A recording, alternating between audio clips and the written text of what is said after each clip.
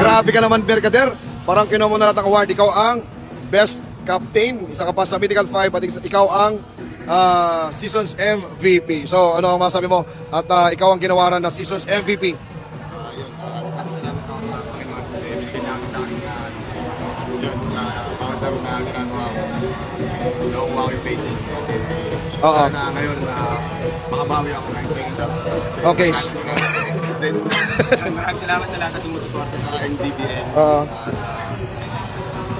Kay boss. Thank you so much. So, ano masasabi mo? Makukuha niyo ba yung championship for this season? Inshallah, sana. Makuha namin yung championship ngayon kasi last season, gusto namin makuha ito kaso di kami nakapasok ng semifinals. Okay. Kami ng semifinals. Oo. Kaya yun na yung pag-asa namin makabawi kaso may mga players kaming suspended so dapat sila kaya kulang kami. Okay. So, ano naging effect nito na malaki adjustment? Siyempre, malaki adjustment na mangyayari. So, ano ang naging ano nito? Kailangan mag-adjust kasi lahat ng suspended is Oo. guards. So ako yung naiwan na guards na lang na nag-iisa. Ngayon, Okay. Matulong sa mga takbo. Kaya kailangan mag-adjust. Oo. Kailangan ko lang lagi na mag-safety sa depensa. Kaya hindi ako masyadong makasalaksak kasi Oo. naiiwan kami sa hindi kami makaka-recover ng depensa pagdating sa pag-break. Parang nababasa na nila yung galaw mo. Pero gano'n pa man, talaga namang pumapasok yung tira mo sa ating first half.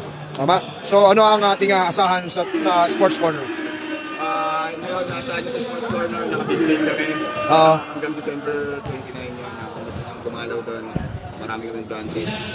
And then yan, nasa ako sa pinto ngayon, sa Porta, Davao. Yan, so, bilog ng bola. Hindi natin masasabi, siyempre. Kasi nga, nung nakalamang pa kayo, nag-deadlock pa, nakadalawang deadlock pa nga. So, talagang nasa ano talaga yan? Nasa ikot ng bola.